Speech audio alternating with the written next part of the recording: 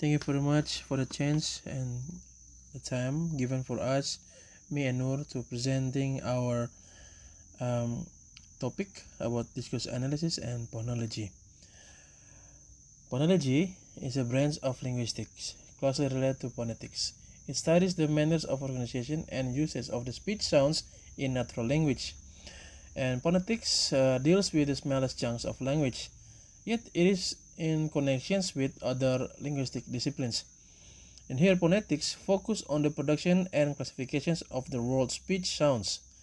The production of speech looks at the introduction of different vocal organs, for example the lips, tongue, teeth, to produce particular sounds. And then next is pronunciation. Pronunciation is the act of result of producing sounds of speech, including articulation, stress, and intonations, often with reference to some standard of correctness. And then traditional pronunciation teaching has found its strengths in ability of linguists to segment the sounds of language into discrete items called phonemes, which when used in the construction of words, it produces meaningful contrasts with other words. Like example, the phonemes P and B in English give us contrasts such as a pump, bump, pat, and bat. And then, according to Pennington and Richards in 1986, pronunciations is important to determine correct meaning of words. Also, pronunciation can cause problem of difficult or cause problem or difficulty in understanding each other. For example, stressing individual words incorrectly, stressing the wrong words in a sentence, pronouncing certain consonant sounds incorrectly, and mixing up short and long vowel sounds. And next is rhythm. Rhythm means the beat of language. In English, rhythm is a stress time. This means that the time between two primary stresses is the same. If there are many words or syllables between the two primary stresses, then these syllables will be pronounced fast. This is why the native speakers of English jam their syllables. If, on the other hand, there is only a small number of syllables between the primary stresses, then these syllables will be pronounced slowly and more clearly. For example, in the word extraordinary, and then the word mother. And next is English has rhythmically of different degrees in speech of broadcast, phone reading, speeches, monologues, and ordinary conversations. And then is word stress and prominence. And here, stress refers to the degree of force used in producing syllable, and prominence is syllables which stand out in the flow of talk or durations or pitch variations. For example, the word present is a noun if the stress on the first syllable pre, but a verb if it's on the second syllables sent. Like example, present for noun is present, but a verb if it's on the second syllable is present. And then on the other hand, stress placement is not crucial matter in Indonesians. According to Darjo Wijojo in Herlina in 2011, he gives an example, the word memperbanyak, which has 4 syllables and can be pronounced memperbanyak and memperbanyak, or memperbanyak without changing the meaning. And next, Okay. International unit. According to Herlina 2011, intonation is the melodic rise and fall of pieces that a human uses to express his meaning or feeling through language. Intonation conveys differences of expressive meaning, for example, surprise, anger, and awareness. And intonation has a grammatical function. Intonation helps identify grammatical structures in speech, rather as punctuation does in writing. We use intonation to mark the beginning and of grammatical units such as clause and sentence. And the simple meaning of intonation is the high and low level of a tone in a sentence which emphasizes certain words in a sentence. Intonation is an important part of speaking because intonation can show a person's expression and emotion. Next is tone. Tone in linguistics, a variation in the pitch of the voice while speaking. And the differences between tone and intonation, tone is the attitude or how somebody sounds, whereas intonation is the rise and fall of voice, sounds, or tone. In languages, tone languages make use of fixed pitch targets for differentiating each word, and like intonation languages that use pitch semantically, like the use of the right word stretch to convey a question. Types of tones. The prominent syllables in an utterance are the carriers of any significant variation in pitch that the speakers might use. At recognizable points in the utterance, the pitch level may rise, fall, or be carefully kept level.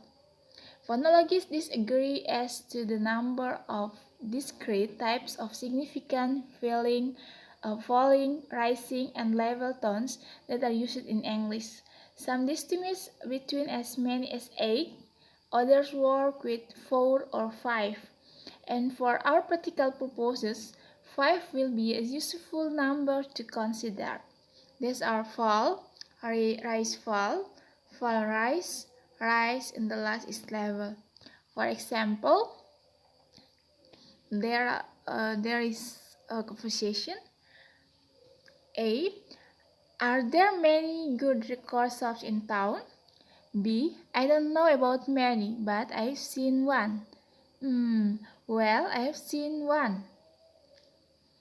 Okay, the example shows that speaker A utters the last part of his question in one sweep, and speaker B says the word seen one in a single sweep in her reply.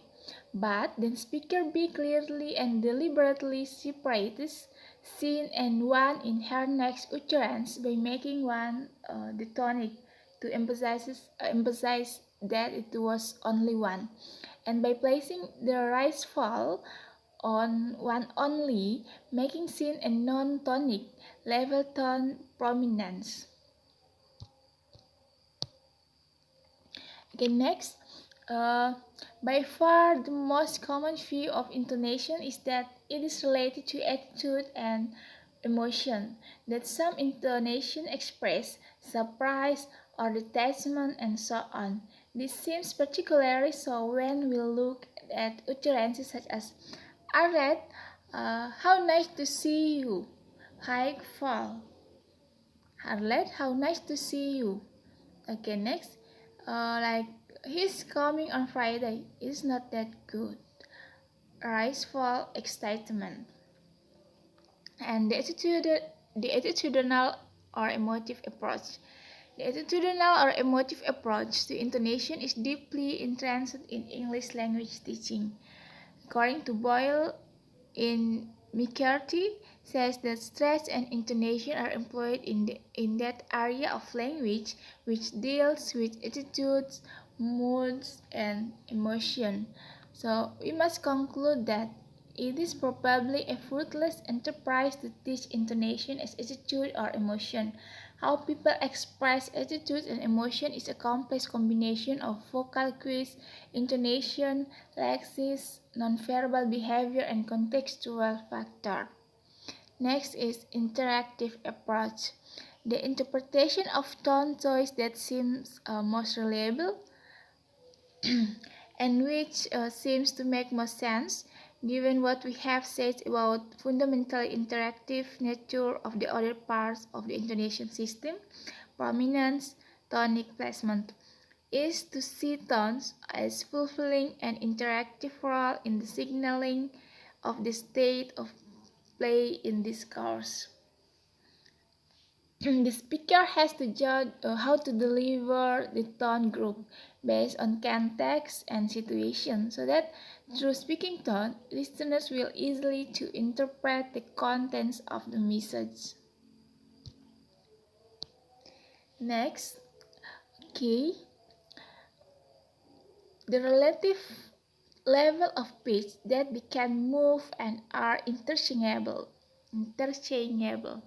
and the jump from high to low key is important cues in management, high key initiations and low key ending, and the relative level of pitch between one part of an utterance and another can often be hard to change, to jump upwards, or to drop and to trail off. We are all familiar with utterances where the speaker's pitch level suddenly rises and suddenly falls. Or next is pitch across speaker. A final observation needs to be made concerning how pitch level choice operate across speaker tones. Pitch is one of the vital parts of speaking and listening in most languages in the world.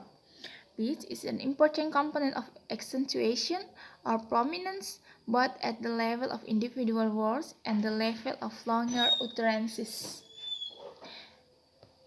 And the match or consort in tone between speakers is a phenomenon which is closely observed and very influential on discourse.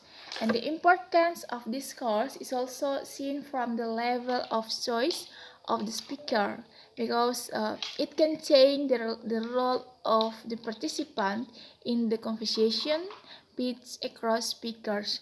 So that's all for our explanation through the video presentation.